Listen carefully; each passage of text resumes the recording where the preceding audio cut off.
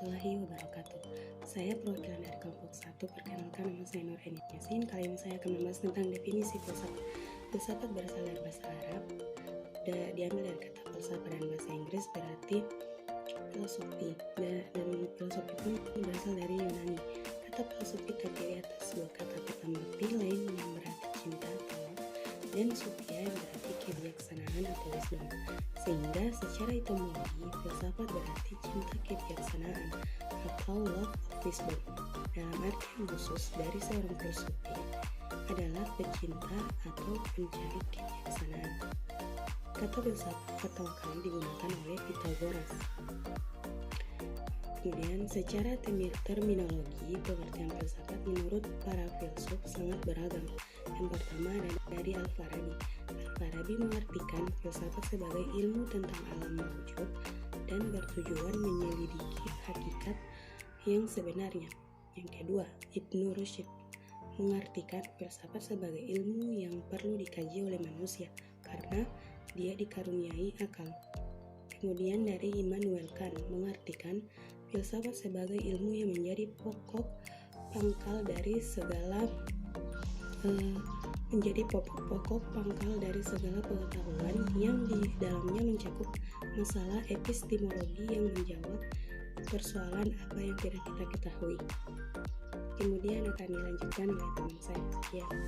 Kenalkan, nama saya Sumarni Nubela. Saya dari kelas 1B Pendidikan Bahasa Arab.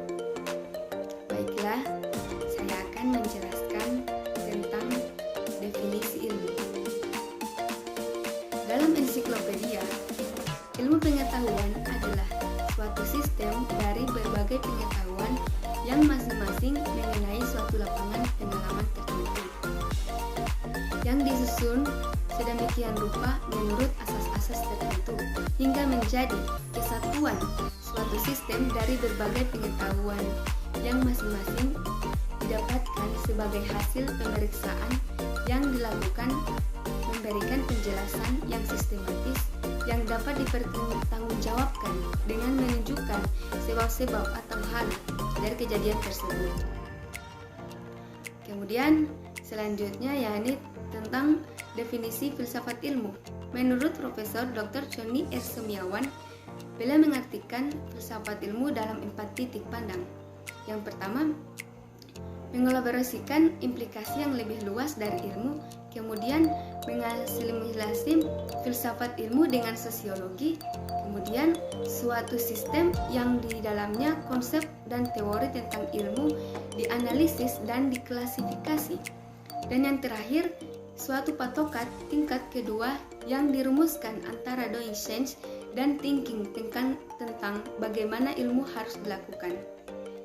Perkenalkan, nama saya Fitai Muhammad, masih mengenai definisi filsafat ilmu.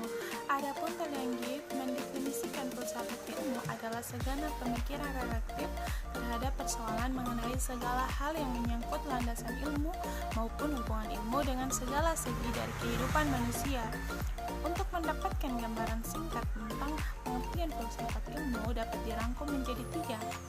Yang pertama, suatu telah kritis terhadap metode yang digunakan oleh ilmu tertentu. Yang kedua, untuk mencari kejelasan mengenai dasar-dasar konsep ilmu dan upaya untuk membuka tabir dasar-dasar keempirisan, kerasional, dan kepragmatisan. Yang ketiga, studi gabung yang terdiri atas beberapa studi yang beraneka macam yang ditunjukkan untuk menetapkan batas yang tegas mengenai ilmu tertentu. Adapun ruang lingkup filsafat ilmu, ada 3 komponen. Yang pertama, ontologi. Ontologi membahas tentang teori keberadaan sebagai keberadaan. Yang kedua, epistemologi. Epistemologi yaitu teori pengetahuan, ialah cabang filsafat ilmu yang berurusan dengan hakikat dan lingkungan pengetahuan. Yang ketiga, yaitu aksiologi, adalah teori tentang penilaian. Assalamualaikum warahmatullahi wabarakatuh. Saya Karisma Mona Arfa akan melanjutkan tentang materi objek filsafat ilmu. Objek filsafat ilmu dibagi menjadi 2, yaitu objek material dan objek formal. Objek material yaitu suatu bahan yang menjadi tinjauan penelitian atau pembentukan pengetahuan atau hal yang diselidiki, dipandang, atau disorot oleh suatu disiplin ilmu yang mencakup apa saja, baik yang konkret ataupun yang abstrak. Kita masuk di objek formal. Objek formal adalah sudut pandang dari mana sang subjek menelaah objek materialnya. Setiap ilmu pasti berbeda dalam objek formalnya. Objek formal filsafat ilmu adalah hakikat ilmu pengetahuan, yang artinya filsafat ilmu lebih menaruh perhatian terhadap problem mendasar ilmu pengetahuan. Baik, selanjutnya kita masuk di tujuan filsafat ilmu. Yang pertama, filsafat ilmu sebagai sarana pengujian penalaran ilmiah sehingga orang menjadi kritis terhadap kegiatan ilmiah. Kedua, filsafat ilmu merupakan usaha refleksi, menguji, mengkritik asumsi dan metode keilmuan. Sebab cenderung kita menerapkan suatu metode ilmiah tanpa memperhatikan struktur ilmu pengetahuan itu sendiri. Yang ketiga, filsafat ilmu memberi pendasaran logis terhadap metode keilmuan.